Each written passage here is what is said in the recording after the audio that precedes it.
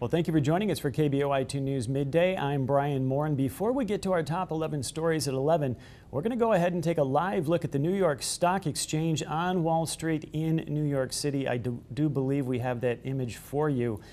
Well, there you have it. Right now, a technical glitch, we are told, has halted trading on the New York State Stock Exchange, and they just passed the hour mark. Now, before trading was halted, CBS reporting U.S. indexes were sharply lower as investors worried about China's ability to stem a stock market slide. How this has anything to do with a technical glitch within the stock market, we are not sure, but this is quoted right out of what CBS is reporting. China's market actually down 30% compared to its high back in early June. The Dow was down more than 200 points before trading was halted here this morning. This, of course, is a developing story, and we will have more information on this throughout the day as it is available. Well, back to our top 11 stories at 11. One person is dead following a rollover crash this morning. Idaho State Police say the victim is 36-year-old Michael Trombley of Meridian. It happened near the port of entry along I-84 in the westbound lanes about a half a mile before Eisenman Road. Officials tell KBOI2 News that Trombley veered off the right side of the road, overcorrected, and rolled.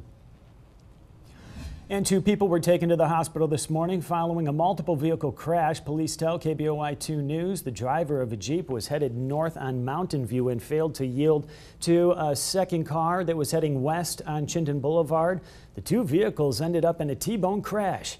The man and woman in the Jeep were taken to the hospital, but the extent of their injuries not yet known.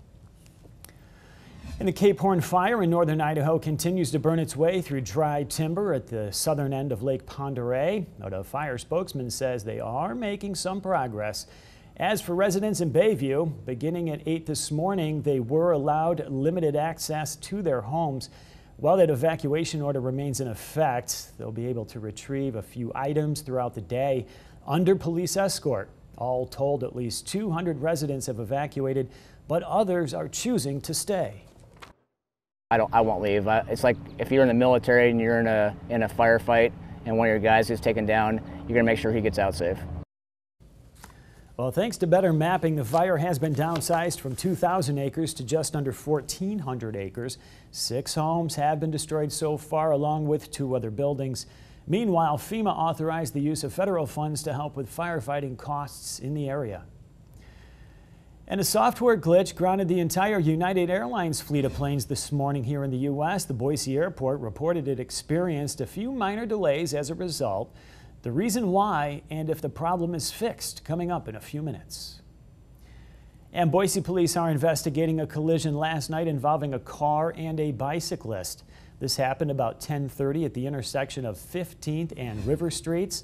Police say the cyclist was taken to the hospital. That person's condition is unknown.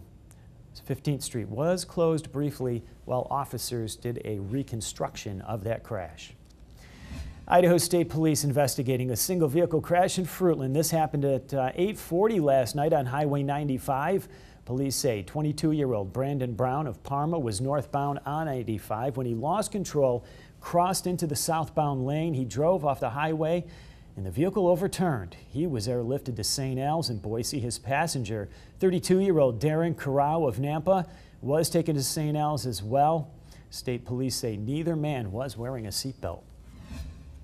And the battle over the Southern battle flag continues in South Carolina. The state Senate voted to take it down from the State House grounds. The governor also said she would sign it immediately. The holdup is in the House, and we will tell you what it is in a few minutes.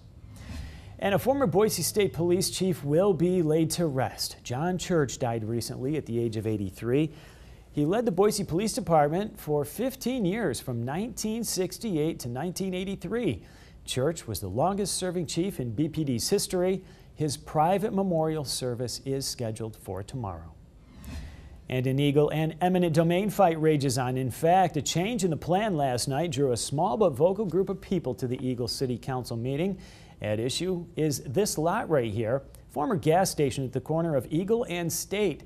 Some say it's an eyesore. Initially, city leaders wanted to turn it into a temporary public parking lot, but last night they voted to amend their eminent domain case and make that parking lot permanent. Every time I drive through that intersection, some days I get mad, some days I snicker, but I always think, this is what life looks like, because that corner is now really, really empty. Is this really a good way to spend taxpayers' money, is in purchasing something that somebody doesn't want to sell you and going into a lawsuit, which costs much, much more money? The city had offered to pay the property owner $360,000 for that downtown lot. She said no deal, so now they're trying to take it from her through eminent domain. And it's the busy season, of course, on the Boise River. Lots of floaters hitting the water. Now, some folks say they're noticing more trash along the shoreline than usual. We noticed a couple pop tubes. I saw a flip-flop and a beer can at one point. Now there were a couple points where there was some litter. We did see a couple popped rafts on the side, on the banks and everything. The parks director for Ada County says the problem is everyone sees the trash, but nobody picks it up, thinking that there's a regular cleaning crew that does that sort of thing. The problem is there's only one cleanup a year, and it's at the end of the season. The people who use the river, he says, needs to be responsible for picking up.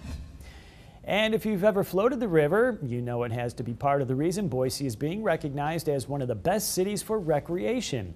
Boise ranked 5th among 100 U.S. cities according to the website Wallet Hub.